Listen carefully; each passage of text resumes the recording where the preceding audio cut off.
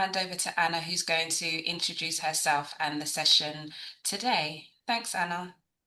Thank you, Tia. And it's wonderful to be back with you all again. I think it was 4 or 5 years ago that I last had the joy of spending time with you all at NHS Practitioner Health. I was Leap Health then. Leap Health is still alive, but Leap Health is part of White Tree Health as well now, so that we can offer more opportunities along that product to patient pathway and support you. So today is all about rest, recover, and recharge, and importantly, beating those winter blues, which probably a lot of us are feeling right now, and even more so in the NHS with all the pressures that you're dealing with right now. But what I'd really love you to do right now is just press pause, try and put everything aside and just focus on you for an hour, because it's not often in a busy world that you really get to invest in yourself and really think about it as an investment in your health and prioritizing you. And I would actually argue, I know there's multiple things that can impact on your health and well-being, but I would argue that sleep is really high up there, and actually it's the foundations to so many things that can go wrong in our health and well-being. And it's something that we should really be prioritizing, and something which really hasn't been prioritized for a long time. And so many people have adhered by the phrase, I'll sleep when I die, or I haven't got time to sleep or rest. Well, actually, we need to reframe it. It is really counterproductive and also harmful to our health not to do that. Having said that, if you're sat here, or maybe hopefully walking in the fresh air and having a bit of a walk during your lunch break, don't get scared about that, because it's all about putting strategies in place to get the most optimal sleep for your world. So it's that fine line between having good quality sleep that's going to enable longevity and prevent illness, but also not becoming over anxious about your sleep as well. And it's like anything in health, it's that balance. And I love this quote around, you have power over your mind, not outside events. So if you're got lots of things going on with the pressures of winter NHS, trying to juggle lots of things, or maybe things in your personal life, control. Let us just focus today on the small little things that you can do which will give you strength in that situation and help build that resilience. So rather than feeling there's nothing in my control, just try to dig deep to understand the small things that you can do, and actually taking a little bit of time out for that rest, recovery, and trying to enhance your sleep could really have a big impact on how you can deal with those things which are in your external environment that you just really cannot control. So who am I? I've already said I've been with you before, but there's probably people on here that didn't see me last time. Well, I'm Anna Reddy. My background was over 18 years in the pharmaceutical industry. So I've worked with lots of different people like you in lots of different healthcare professional positions, working in diabetes, in blood pressure, in ENT, in respiratory, all different areas of disease and therapy areas, but always had this huge passion about the importance of prioritising your well-being and performance. This was years and years before you'd ever put them in the same sentence. For years and years, you'd never link prioritising your well-being with performance, because prioritising your well-being was a little bit woo-woo, wasn't it? But this is what really drove me to try to start to make a change in enabling people to prioritise their well-being as a catalyst to performance and productivity. I do quite like going against the grain. You can see the picture outside with my kids, but with my first child in particular, trained all through pregnancy, because I really saw the benefits on my physical and mental health before it was actually advocated to be moving. It was in the days when you were meant to just sit down and rest completely. But do like to get out in the fresh air and actually realise the impact that it makes on my mental health, and particularly in these darker months. Just the small little things that you could do, just getting out in the fresh air, could have a huge impact. This picture of these three children looks absolutely idyllic, doesn't it? And this is what we're surrounded with in our social media. We're surrounded by utter nonsense and lots of fake images.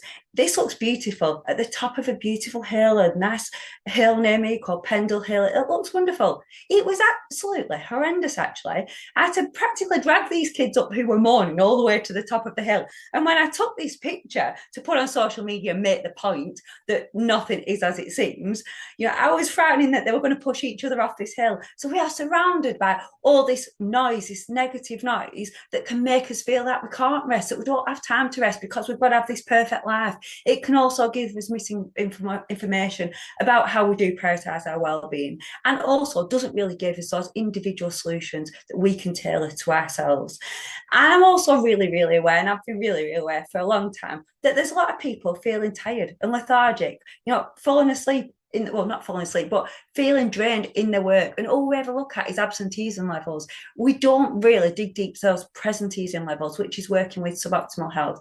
Fortunately, in the NHS 10-year agenda, there's a lot of talk around burnout and the importance of preventing burnout.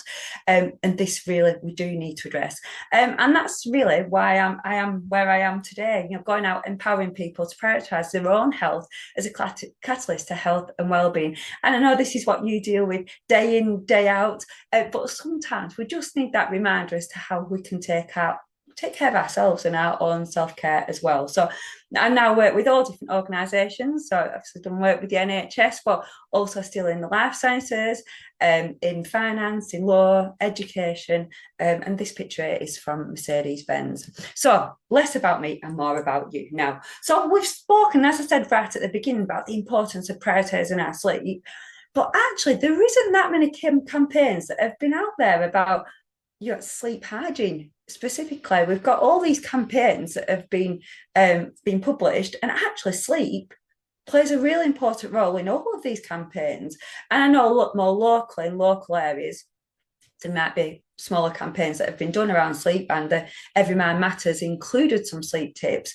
But really, there's a massive opportunity to just get people bought into the idea that sleep is so preventative for many complications and really does improve your performance.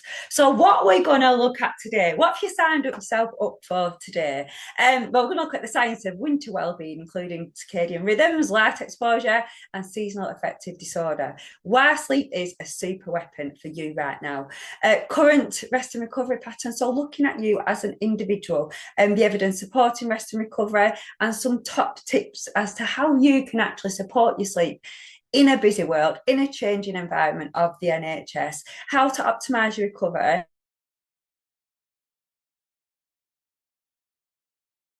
and just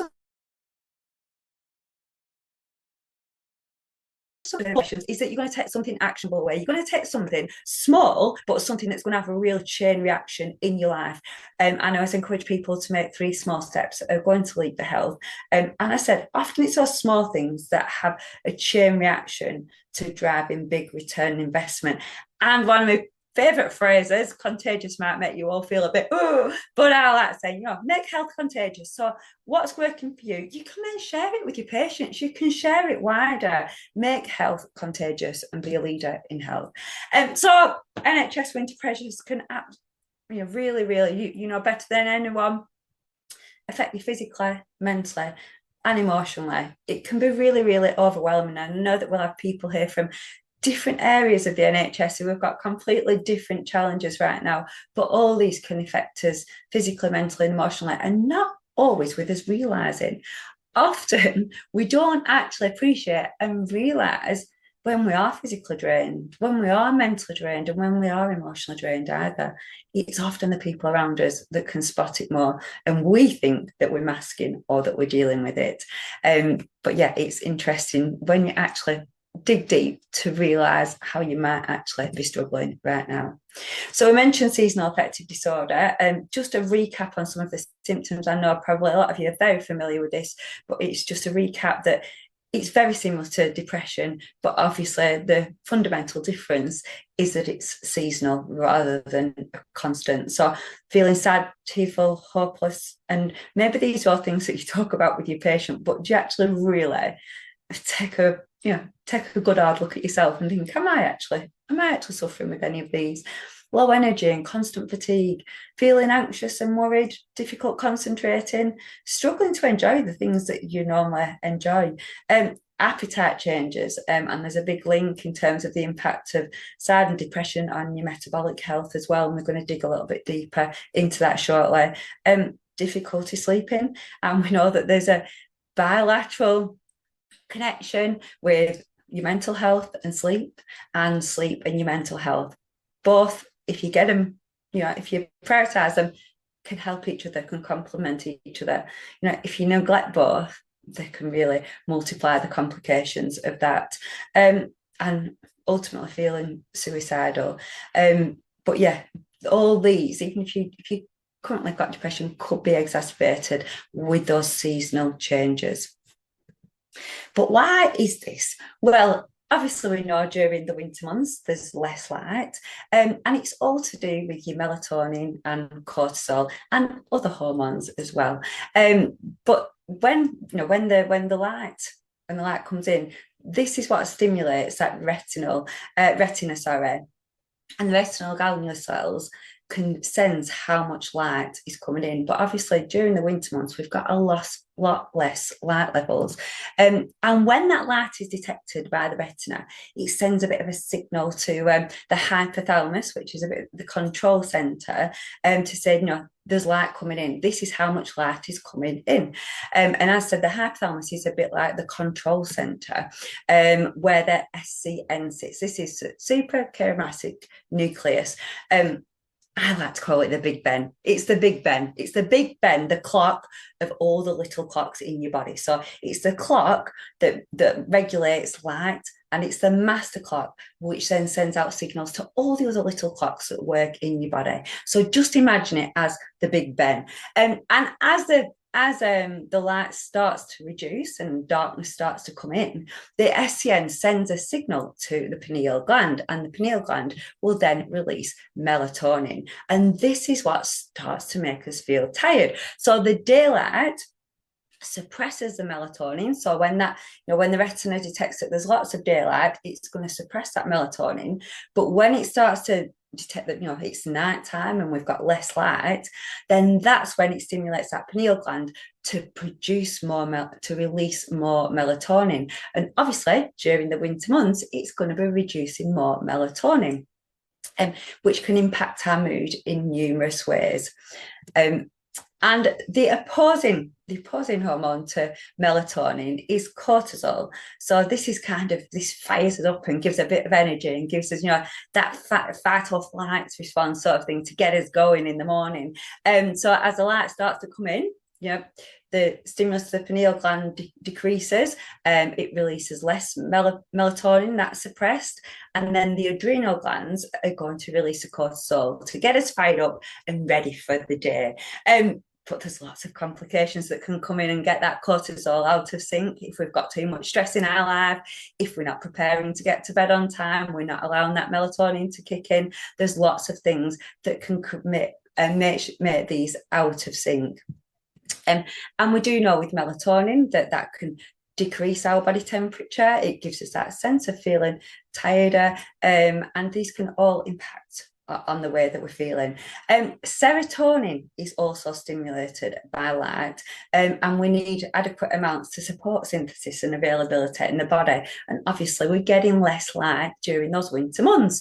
And serotonin, we know, is that feel-good hormone. It makes us feel better, and it's a precursor to melatonin. So the more serotonin we're producing, then that is a precursor to melatonin. However, when there's prolonged melatonin production in the winter, that serotonin has to work more towards synthesizing and metabolizing that melatonin. So we have that less serotonin, which can impact on our mood.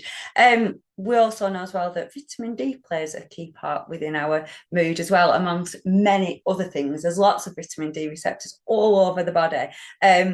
But this comes from the UVB rays from the sun, which we just cannot, in our in our world, in our area of the world, we cannot get enough UVB rays from the sun to give us adequate vitamin D. And this triggers that vitamin D synthesis in the sun. So that is why it's advised, and you'll be advising your patients as well during the months from September to March to be taking a vitamin D supplement. And it's advised for everyone over the age of 5. And some people might need more, particularly thinking maybe about those menopausal women who might be at risk of their bones thinning as well. So yeah, you can see there we've got vitamin D receptors all over our body, but particularly in the brain as well, which affects that neurotransmitter regulation, including serotonin and dopamine, and also impacts on our inflammation pathways. And vitamin D also plays a role in terms of immunity as well. So we know that when we've got reduced immunity, that can compromise our well-being as well. So there's so many different things that play into this that could be causing that seasonal affective disorder. And as I said, the SCN is a bit like the Big Ben. It's the clock that controls everything. And we've got all these different clocks working around us. And to expect them all to be in sync all the time is quite a big ask, really. But you can see the list of all these different little clocks that we've got going on in our body. And I mentioned, the impact of maybe your metabolic health and sleep. So insulin actually works, with melatonin as well. And when we've got higher melatonin, usually our insulin reduces as well. And it's a bit like Matthew Walker describes it as changing of the guard. So in the morning, your melatonin is reducing, and a bit like the cortisol, the insulin starts to increase so that it can break down that sugar in your body and take it to the right places. However, imagine if you're having a really, really heavily high carbohydrate, high sugary meal late at night. That's really going to impact on the melatonin kicking in, but also you've got less insulin available, or you're more insulin resistant to break down that sugar and take it to the right place. So it can really impact on our metabolic health. And then we're going to come on to a couple of other hormones that it can impact as well. So there's multiple angles for seasonal affective disorder. It's not just going to be one size fits all. And as with everyone, you've just got to really dig deep to think about, what is it in your life that could be exacerbating this, or could be the cause. So there's that insulin resistance, and when we're tired as well, we naturally crave more carbs. We crave, don't we? All know how we feel when we're tired. So then we're probably going for more processed food, probably going for more highly palatable food. We're probably emotionally eating, which doesn't fuel our brain. I do a whole workshop on food for mood, and that it's really important to be fueling with unprocessed, lots of fibre, lots of gut-friendly foods that are really going to support our brain. It's cold, we've less motivation to move, so we're not stimulating all those wonderful neurochemicals in our brain that make us feel good. And we're reducing that stimulation. And if we're not moving as much, when we move and we start to do things and burn energy, we build up adenosine in our body, and that adenosine builds up during the day. And when you've done so much, that's when the melatonin starts to kick in and think, I'm tired now. If we're not moving as much, we're not getting as much of that adenosine build up. We get coping mechanisms. If we're feeling down, then we can exacerbate the symptoms because we turn to coping mechanisms. I've mentioned emotional eating. Maybe you turn to drink just to because you think it calms you down. Maybe you turn to scrolling constantly. All these things can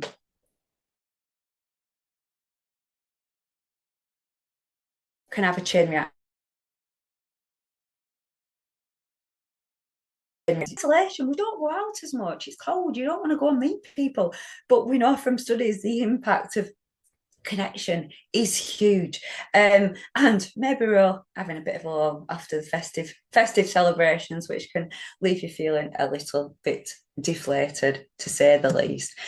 So what is sleep? Well, this kind of made me question definitions a little bit. I don't know what your thoughts are, but the English Cambridge Dictionary says sleep is a resting state in which the body is not active and the mind is unconscious. That would lead me to believe, what a waste of time. I may as well be working. I may as well be doing something else. Or if I'm going to rest, why not just sit and watch a film or something like that? it doesn't give you that motivation to think sleep is paramount to my health. So much is going on. And then we'll look at Wikipedia's statement, slightly better, where it says, still involves active brain patterns, making it more reactive than a coma disorders of consciousness. But still doesn't really hit home on the importance of sleep. So, yeah, you could be led to believe, well, what's the point of going to sleep if I'm not doing anything? I may as well just rest and sit and not actually go to sleep. So I've whittled on now for a little bit, and it's time now for a little bit of audience participation. And it wouldn't be a health webinar without a pub quiz. So let's imagine we're going down to the pub and we're going to do a bit of a pub quiz. So I would like a little bit of participation now, even if you're out walking or you're eating your lunch, or just get it in the chat. And another thing to say as well is that even if you are, on the go while you're doing this, make sure that you've got somewhere to be capturing actions, capturing thoughts, because there will be things that come to your mind. If you don't capture now, will probably go out of your mind as well. So it's always powerful. If you're walking, maybe send yourself a voice note, or you just write it down somewhere. So the first question is, I'd like to put in chat box, and I'd like you to be totally honest, please. This is a safe space. How would you rate your sleep right now on a scale of 1 to 10, where 10 is the highest and 1 is the lowest? Let's just get some numbers in the chat box. 7, 6, 4. Brilliant. We've got a whole host of numbers here. Yep. 5, 4, 6, 5.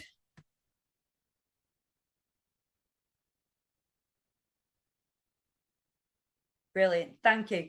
We've got our own little study going on here now. So, you've got your own little data now for NHS practitioner health about the rate of your sleep right now. And thank you for your honesty there. So we've got a real, scale of different levels of sleep right now. And actually, I bet if I ask you that question tomorrow, it might be completely different. And for some people, they might never struggle with the sleep and think, I don't really need this support. And for other people, they might be here right now thinking, it's impossible. It's impossible. You're trying to make it simple. You're trying to home in on these facts, and it's impossible. And it's all about focusing on you. But thank you very much for that honesty. And hopefully everyone can see from now, there's a real variance in terms of sleep. And it'd be interesting to know whether you're rating that upon the number of hours you've had or the quality of sleep as well. And just to home in on this stat, which I think is quite staggering, there's over 40 million people undiagnosed with sleep disorders. And this is from the Sleep Charity in 2024, so not too long ago. But imagine the impact that over 40 million people who are struggling with their sleep is having on us, on the whole economy. And actually, this is what is really, really worrying and really sad as well, is that for 6 years, on average, for 6 years, 69% of people don't seek any support. People will come to you for the doctors, nurses on here. People will come to you with a whole range of different complications. But actually, sleep could be impacting on all of those, and we just don't go for that help. We sit on it and we think, oh, it's just a sleepless night. Just get on with it. Just get on with it.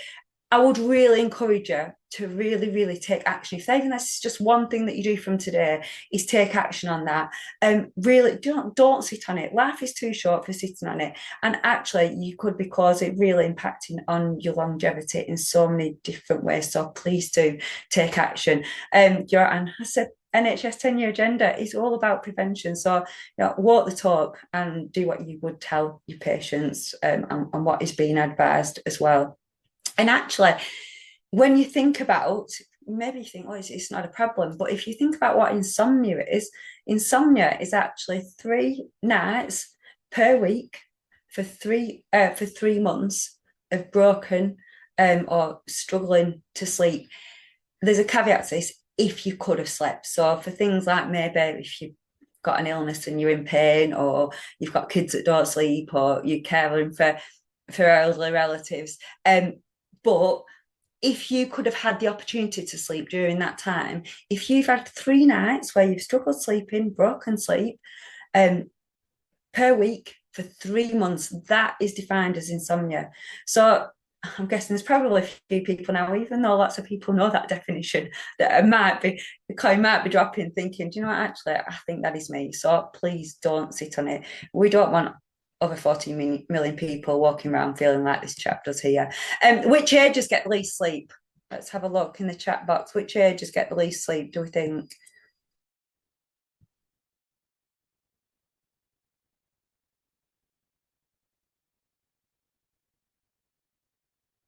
Got 50, 60s,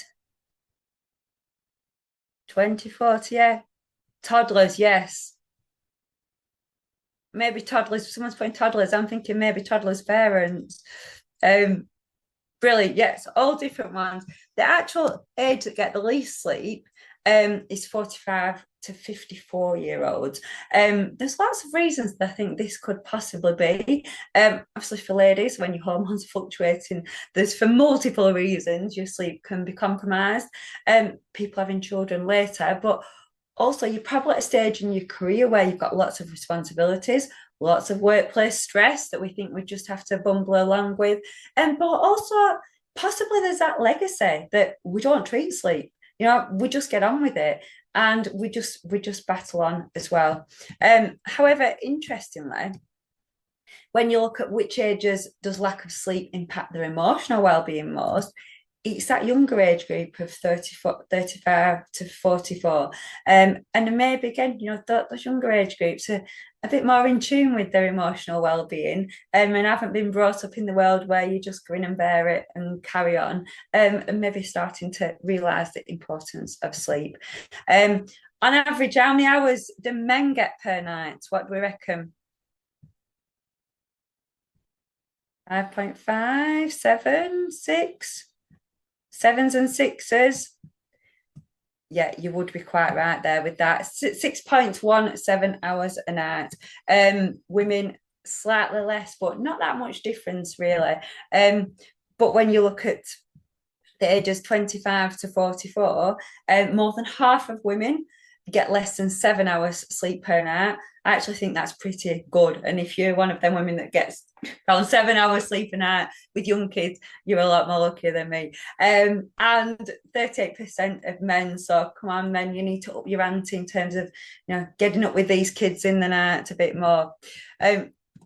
So what are the stages of sleep? So I want you to cast your mind back to that Cambridge Dictionary of state of just nodding off to sleep and nothing really happens, and just have a think about exactly what is happening when you're asleep. This is a third of our life, so it's a bit impossible to think that we could be doing nothing during that third of our life that we're asleep.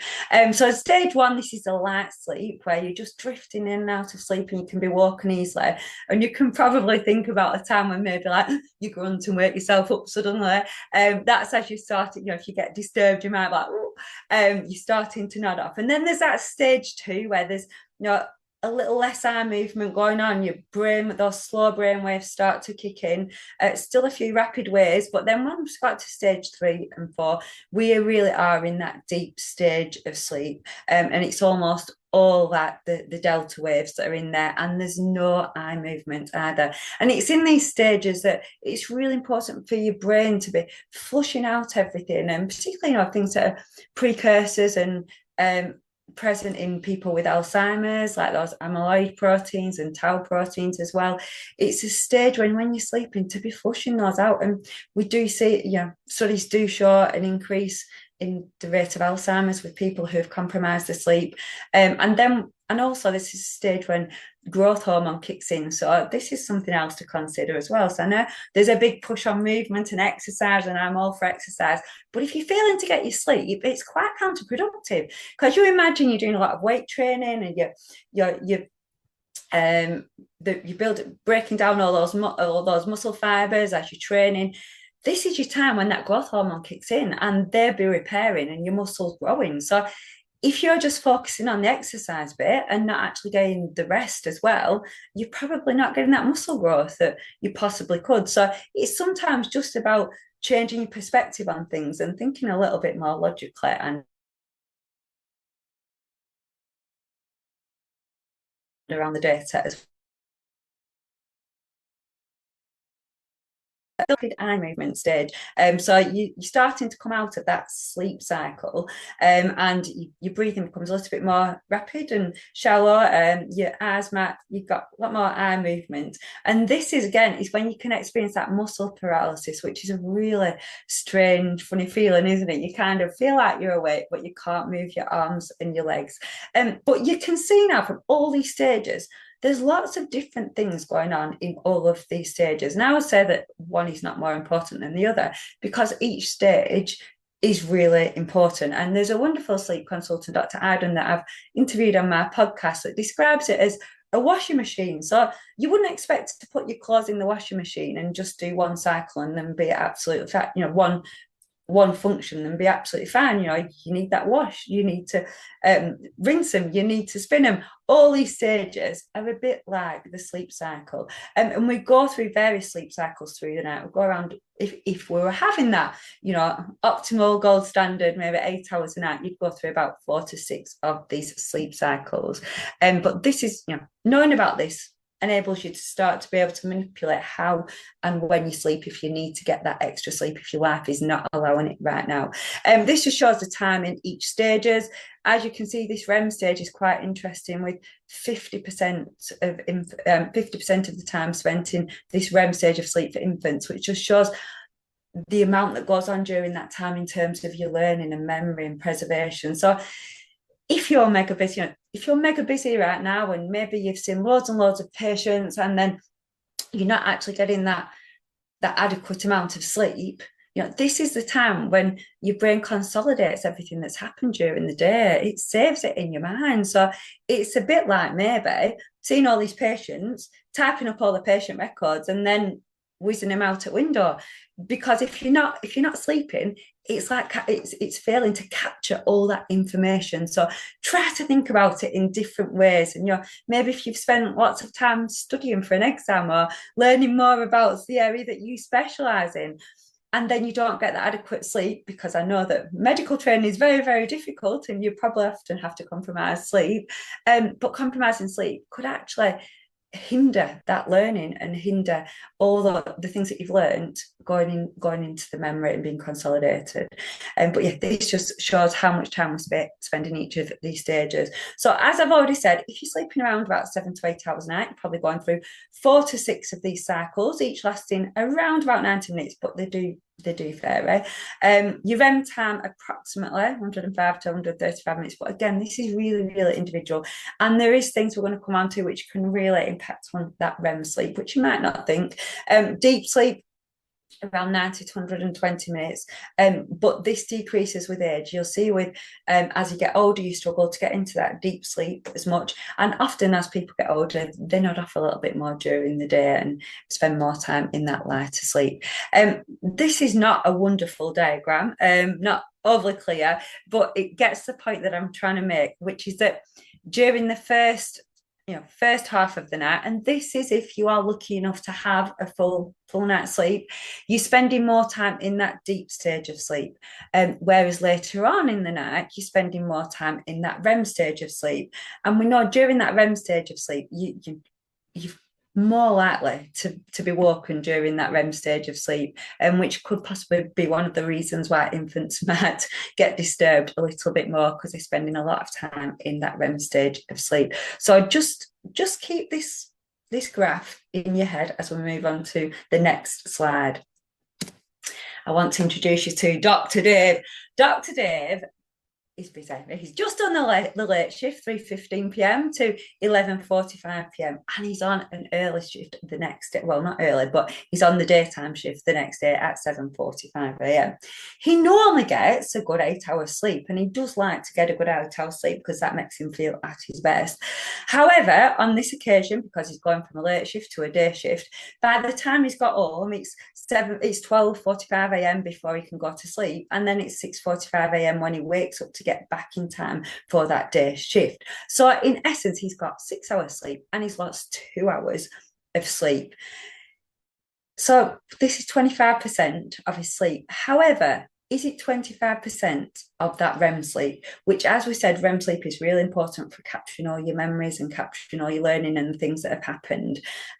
Well, actually, if we go back to this graph, you can see that it's probably a lot more than 25% of that REM sleep. So it's not just as simple as he's lost 25% sleep and he can catch up on that, because he's probably lost quite a bit of this REM sleep as well.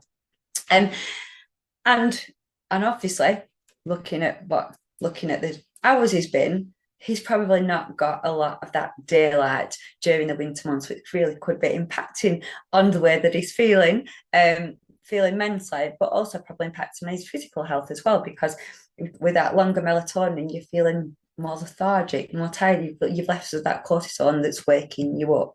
And there's an interesting study that was done by Whoop and McKinsey, which is described by Kristen Holmes from Whoop. And it showed that they interviewed senior leaders and did a study on senior leaders who didn't feel like anyone knew they were sleep deprived, but they were sleep deprived by just 45 minutes. And actually, that reduced their logical thinking by 5 to 10%, which has a real impact on the way that they make decisions, in the way that they react to things as well. And going back to that initial statement that I've started this webinar with, you have the power of your mind, not outside events. Sleep really does play a crucial role in terms of the power that you have to deal with events. So you imagine, if you've got a senior leader that's not on the ball, that's a little bit more sharp, who's reacting to things, that massively reduces psychological safety. And when they interviewed people who were below these senior leaders, the psychological safety of those below them was significantly compromised. And you imagine maybe someone at a lower level that recognises that something's been done to compromise patient care, or there's been a mistake made. Are they really going to feel psychologically safe to go to that senior leader and say, look, I've made a mistake? When they know that senior leader is more reactive. And actually, we all think that we can bumble along with lack of sleep and no one's going to notice.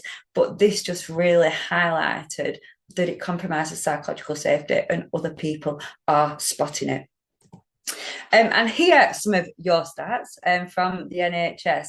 So I've literally just taken these from your NHS employers article, which is just over a year ago, but I just want to reinforce some of these stats. So the first one was a survey from the Royal College of Nurses that showed that nearly 60% didn't take the breaks that they should have done during the shift. Those breaks are really important to reset and recharge. In the survey as well, over 19% said that they always or often felt tired at work. You can't be at your best if you're feeling tired constantly. It's not in the best interest of the NHS to let people miss breaks and not rest because they're constantly feeling tired. Working night shifts, and this is quite a high figure, as a 25 to 30% higher risk of injury than working day shifts. So it is compromising that health and safety. And then this was one that really stood out. This was from Association of Anaesthetics, which highlighted that over half of the respondents had a near miss when driving home on a night shift. So really compromising your safety again. And nearly 75% reported effects on physical health, psychological well-being, and more than 2/3 reported the effects on personal relationships. So it's not just the impact that it's having in the NHS if you're not prioritising your rest and recovery. It's the impact that it's having on personal lives as well. It's having a real catalyst to compromising the well-being of other people as well. I've already alluded to this, the impact of sleep on Alzheimer's, and there's lots more data coming out around this as well. Teamwork makes the dream work. What actually is dreaming? Well, dreaming is a bit of a way of your brain processing everything that's happened during the day, and this primarily happens during that REM stage of sleep. And they can be very strange sometimes, can't they? And it's your brain's kind of weird way of trying to piece everything together that's happened in the day. So that's why sometimes you get dreams that there's something that was related that happened that day, but your brain can get very wild and carried away. So back to a bit of audience participation. And I've just seen in the chat here that not everyone can see other people's answers. So if we could change that setting, that would be fab, please. So in the chat, please, how do you feel when you are sleep deprived? Just one word, 2 words. How do you feel when you're sleep deprived?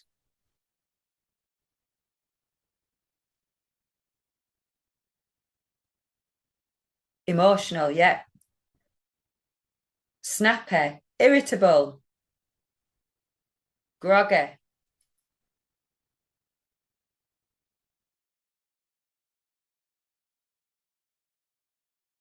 Absent.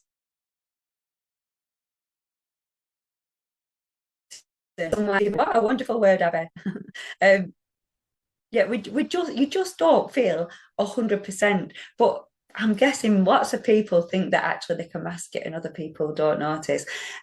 And sometimes we get to a stage ourselves where we don't realise that we're actually tired. And this is where we need to have that psychological safety so that we can call other people out and be like, are you okay? You seem really tired, when people just aren't realising it themselves. Grumpy, tired, snappy, say something I later regret. We've all done that, haven't we? And that's just because we're reactive, because we're tired. And again, this is something, if you're thinking right now, I know someone that's in that position right now.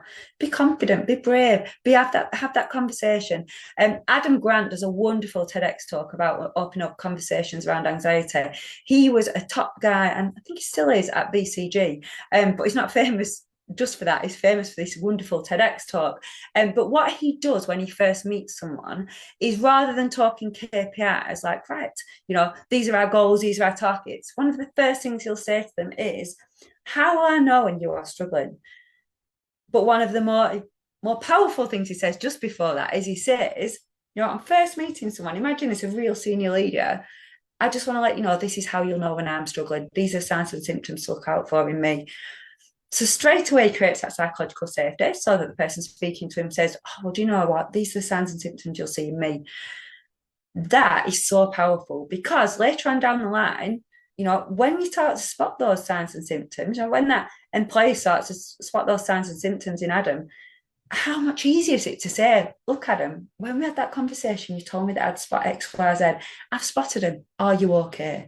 And just small little things, just breaking down those barriers, can have huge benefits later on down the line. So I would really encourage you to just keep trying to make more conversations, be curious, and ask about how you might notice, you might know when someone's really tired, or how you might know when people are struggling, and then you can help them, then you can call them out and support them. And that's how we drive early prevention. So there's a lot of talk about chronotypes, and different people have different chronotypes. This is one from Bruce, who looks at the different types. I'm not sure it's so prescriptive as this, but I think what it does highlight is that you really, really need to know your own body type. And there might be some times of the day that you're just not productive, or when you feel lethargic, maybe you're working on a different time scale. Your circadian rhythm is not where it naturally wants to be. So it might feel really difficult getting up early in the morning. Maybe you've just got a later chronotype and you work better getting up later. And I know that life doesn't always permit for these things, but being aware of them can help you structure your day better, so that you're doing the things that lean into when you've got the most energy, when you feel at your best. And where possible, do try to go with your natural body rhythm. So I know personally, years and years ago, I would always be up at 6 in the morning training. Actually, as my kids have got older and they're staying up later, my schedule's probably gone back an hour, and actually I feel so much more awake when I do wake up in the morning, even though I'm still having the same amount of sleep. And it's just really, just take a little check-in on yourself. And actually, when you see all these 5 a.m.ers all over Instagram and telling you that this is just the way forward and there's only one way to go, yeah, it might be brilliant for those people who like to get up at the crack of dawn, but don't you feel bad about it, because everyone's got a different type of chronotype, and try to go with your body where possible. So in terms of, for a bit of data, I work a lot in finance, and I use this data with the people in finance. They like to know numbers behind things to make it concrete evidence. But this is some data from the sleep charity, but also Rand carried out some data as well. And this is around the cost of insomnia. So I'll give you definition of insomnia early. 3 sleepless nights per week for 3 months.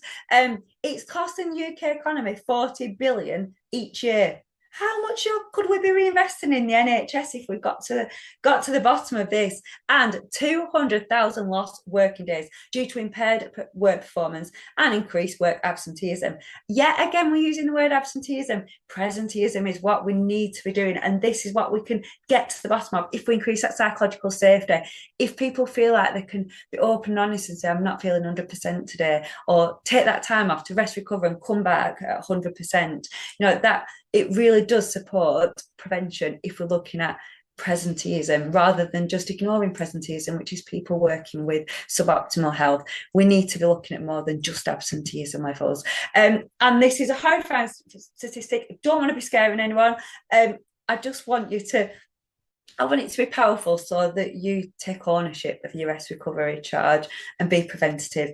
But this was highlighted in RAND that those that sleep in less than 6 hours per night have a 13% higher mortality risk, which sounds horrifying, but going back to all those different disease and therapeutic areas that sleep impacts, those complications can lead to greater mortality risk. And this was carried out. This was in 2015, which baffles me that we had all this data in 2015, and yet we've not really done loads with it, and we haven't changed loads since there. But you can see all the mental capacities that are impacted by sleep and how they might impact on someone's leadership. And we know that it takes far longer to make a decision when you're sleep deprived. We're far more snappy and you can't concentrate. And actually, from your data that we've just captured from you, all those different feelings when you're sleep deprived doesn't always translate into optimal performance at work, but it does translate into what we need is meaningful action. We need to rethink about how we rest, recover, and recharge. So just pause for thought. A early meeting start's always the way forward. If we could be actually resting our mind and be even more productive when we get there to work. Late night drinking, I'm sure, even though you're all in the NHS and probably telling people not to drink as much, I know everyone's human, and there'll be so many people that use drink as a good old nightcap as a way to switch off, but actually it does massively compromise the quality of the sleep. And I did say I'd come back to that REM sleep, but it massively compromises and reduces the quality of that REM sleep. And although people think, yeah, it sends me off to sleep, just be curious and actually look at the data. If you have a tracker, a sleep tracker, just look at the stages of sleep that you get into. It's far more fragmented and it's not actually good quality sleep. And going back to that numbers, when we're all putting the numbers of the quality of this, how you'd rate your sleep, you might think, well, I've been in bed for 8 to 9 hours and I was drinking, so it's absolutely fine. Probably the quality of that is not optimal. Afternoon caffeine and sugary snacks, we have to supply these with it to employees to keep them going and keep them motivated. But actually, caffeine has a half-life of 5 to 7 hours. So if you have I'm from Lancashire, so if you have a brew or a cuppa at 2 p.m, half of that is still in your system at 9 o'clock at night. So it doesn't help you to sleep. And again, some people will say, I can have espresso and not have to sleep. You might be able to, but again, look at the quality of that sleep and the stages of the sleep that you actually get into. And we know that sugary snacks, peaking and troughing your blood sugar levels, and messing around with your insulin, which we know impacts on the melatonin, unrealistic targets and workloads. How often do we just bumble along and deal with these targets, not address them, when actually they're keeping you awake at night, they're hindering your sleep? And we need to have these brave conversations and set realistic targets. And sending emails out of the working window, talking about chronotypes, and people might want to work at different times of day, that's fine. But actually, just take a step back and think about the impact that email you're sending to someone else who maybe has a bit slightly different chronotype or has lots of responsibilities at home that they're trying to deal with, the impact that's going to have when it lands. That might be someone that's dealing with a lot in their life, that's trying to switch off with the family, and you're firing away emails just where possible. Just try and schedule the send. I always try to schedule send, and on the odd occasion when I've got a bit text happy and send, I'm like, oh no, but just where possible, try to be mindful of that and schedule emails.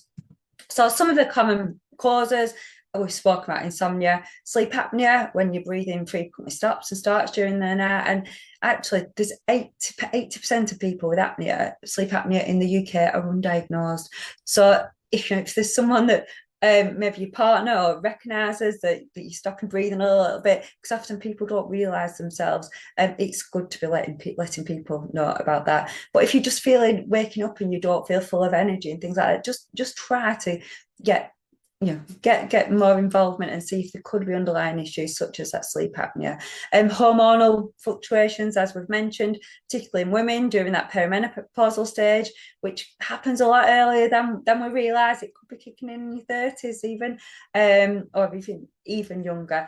But when that estrogen and progesterone levels are reducing or sporadic, that can really impact on your sleep.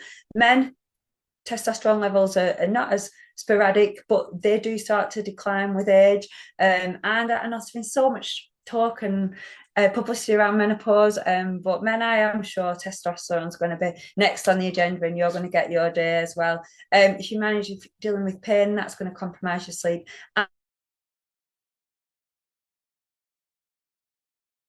And mental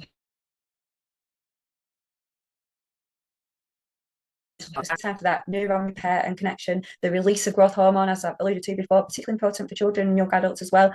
It increases the protein production and decreases the breakdown, which is the building blocks of every cell in our body. And if I haven't grabbed you just yet in terms of taking action on your rest and recovery with all the long-term complications, they do call it beauty sleep for a reason, because it's a time when you get lots of repair from that stress and UV rays. So you could save yourself on a lot of money in terms of your lotions and potions for your beauty care regime if you're focused on your sleep and hydrating as well. It's your brain's time to rest from all those emotions and decision making and reset. And it supports the production of cytokines and antibodies, which really support your immune function, which when you're working in the NHS in the winter, when there's lots of bugs flying around, it's important to be protecting your immune function. Risk of poor sleep, diabetes, as we said, sleep helps to regulate your insulin, and can, if without lack of sleep, can make you more insulin resistant, which then can lead to complications with diabetes if you don't already have diabetes. Weight gain. So it impairs our hunger hormones. I've already spoken about insulin, but we know that when we're tired, we feel hungry. That ghrelin, and I was thinking of ghrelin and leptin, a bit like the Shreddy's advert from years ago, where it would say, keep hunger locked up to lunch. Ghrelin is that little hunger monster, and leptin is the one that puts a lock on it, like, no, you're not full anymore, and tells you when you're full, and creates that sense of satiety. But when you've got lack of sleep, it's a double whammy. You've got ghrelin firing off saying you're hungry, and leptin saying, not putting the brakes on to say stop. So you are likely to eat more, and obviously more processed food. Reproductive problems, as we said, it's your time for your reproductive hormones to regenerate. Increases blood pressure, inflammation, impacting cardiovascular disease and mental health.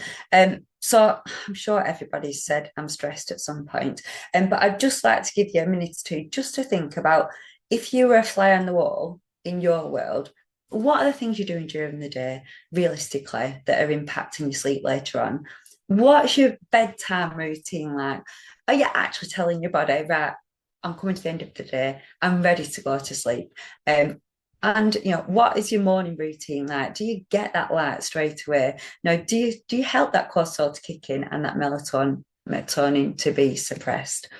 And just think, at any point in the day, you can just reset. And the daytime is really important for how we sleep at night time. And it's just a moment sometimes to visualize yourself in a calm place for 60 seconds, and reset. Or it might be a case that you just maybe sprint on the spot, stimulate all those neurochemicals, and just try to recharge in that way. Do whatever way you can. And so here are a few flexible, non-negotiable tips to help you sleep in a changing NHS. We've spoken, limit your caffeine. Think about that half-life, 5 to 7 hours. Know where caffeine might be hidden. And I said, it's advised that we get no more than 400 milligrams. And just to give you a bit of an idea, a cup of tea is about 80 milligrams. But small things like that, you can even be asking your patients about the caffeine intake, and just small things like this could be the precursor to you not having a good quality night's sleep. A daytime nap, and there is times for a daytime nap. If you're not managing to sleep through the night, or you're working different times, different shifts, a daytime nap can be an enabler. Just make sure that it's not too close to the time when you're planning to go to sleep, and it could hinder that sleep so that you're not ready to go to sleep. And also, I think of going back to that sleep cycle, if you got woken during that deep stage of sleep, you could wake up feeling pretty groggy. So maybe having a shorter sleep, maybe 20 minutes while you're still in that light stage of sleep, or if you can get a full sleep cycle, will probably mean that you wake up feeling a bit more refreshed. Try to keep to constant sleep time. So we know that Big Ben clock, it likes consistency. Try to keep to the same time all the time, which again isn't always possible in the NHS, but try to have consistency in your routines as well. And relax and prepare for sleep beforehand. So if you're finishing a shift late at night, rather than thinking, right, I'll get on social media, I'll start checking what everyone's up to, or doing something real that's stimulating your mind, you're not telling your body, I'm ready to go to sleep. So, and even a bath before night is good because that raises your body temperature. And then when you get out, it decreases your body temperature. And we need our body temperature to be lower when we're going to sleep. And that's what melatonin supports us with as well. Be mindful of alcohol. It is a depressant, it dehydrates you, and it's going to give you fragmented sleep. So it is compromising sleep on multiple levels. Light therapy is a really, really good option to help you during the day. And a lot of people with SAD report really good results from the light boxes. And then on the other side of that, thinking about the light that comes from digital devices, just be aware of being on the digital devices late at night, and look at what Australia are often ahead of the game than us. They were ahead of the game with the chickenpox vaccine. We often look at what's happening in their flu season as well, and that influences how we treat in ours. And actually, they've gone all out and bandaged, social media for the younger kids. So they're seeing the impact that it's having. So really do try to control that and put blocks in place. Get a comfy mattress, invest in it. It's the same as a holiday. You go on a holiday for a week, spend that on a comfy mattress that you're going to have all year for a third of your life. Avoid that negative noise. You are in control of some of these things. Talking about what you're in control of. If you watch the news late at night and it baffles your mind and it keeps you awake, just block it. You can block things on social media. Just have a think about what are your negative noises. There might be some people that if you speak to them late at night, they rile you. And that chimp in your brain from the chimp paradox, gets really awake, really lively at night. Try and calm it. Journal, putting things down on paper can really help. And plan for the next day. So if you've got a clear plan for what you're going to be doing the next day, it's taken out of your mind. You can rest. Your mind's ready to rest. If you're working from home, make sure you've got that clear separation. When things are in front of you, it stimulates your mind to think about them. Avoid those heavy meals. As I said, the melatonin impacts on the insulin, and the insulin impacts on your melatonin. And also, when people eat late at night, they're often have, get tummy pain, or you might have something really processed that makes you thirsty to get up in the night. So there's different reasons why it might inhibit your sleep. Test and track your optimal sleep. This is all about you. So using the sleep mantis can be really good if it gives you an indication of how you're sleeping and a bit more information. Information is all good, but don't get fixated on it and don't let it become an anxiety. Practice positivity. So think about all the good things that have happened during the day. Help that chimp be happy before it's going to bed. Steve Peters' wonderful book, Chimp Paradox, but help that chimp feel happy before it's going to bed so that you're less likely to be waking up worrying. Try to stay calm. Your bedroom must be a place of calm. You don't want it to be associated with a place where you think, oh, I'm anxious because I can't get to sleep. Try to stay calm. And if you've been led there for 25, 30 minutes, don't just lay there, ruminate on it. Get up, do something really calm, maybe read or something that's going to help you get to sleep, but don't increase that the association with the bedroom being a place of like, oh, I can't sleep, and anxiety. Sleep meditations are really good just to take you through a nice sleep story and help you get off to sleep. Think about your medication. It might be that maybe you need your medication to cover pain during the night. It might be diuretics that maybe wake you up to go to the toilet. if you've got your hormones are out of sync, maybe it might be thinking about like HRT to manage your hormones, but just think about how your medication might be impacting your sleep. Invest a little, gain a lot. Sleeping mask, earplugs, are very, very low cost, and they're portable wherever you go, but can make a big impact on your sleep. And most importantly, please do seek help. Don't be one of those 69% of people that sit on something for 6 years. Life is too short. There's lots of different things out there that can help you, such as CBTI, cognitive behaviour therapy for insomnia, which is really powerful. Sorting out your hormones, it could be sleep apnea, it could be trying to get to the bottom of stress. But really do try to be proactive in managing your sleep. I've got 2 more minutes to go. And I would love to leave you with this method that I use in lots of my workshops, which is the Reddy method, just to check in with yourself at any time if you're not feeling 100%. Today we focused on the R, which is rest, recovery, recharge, but I do workshops in all the other areas. Think about the return investment of rest, recovery, recharge, and where you are on your journey right now. Eat well. So think about fueling your mind so that it supports you to sleep. And so do a lot around food for mood and how you support your mind. Think about exercise, snacking for productivity hacking. It's not about an hour in the gym. Just have those little pockets of time to reset, to move and stimulate all those neurochemicals in your brain and strike the balance for you. Just take those moments to recharge and tap into what is your positive noise and what's your negative noise. You, to a certain extent, are in control of these. There's things in the environment that you're not in control of. But what are the things, what are the positive noises that make you feel good? And what are the negative noises that maybe you could possibly block? But the most important thing of the Reddy acronym is why. It's you. It's your body, it's your mind, it's your world, and it's your priority. So please don't leave today without making 3 small steps that you're going to do to leap your rest, recovery, recharge,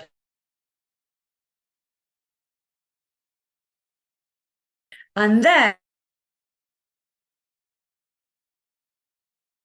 thank you. Said White Tree Health, we work in lots of different areas to support the NHS.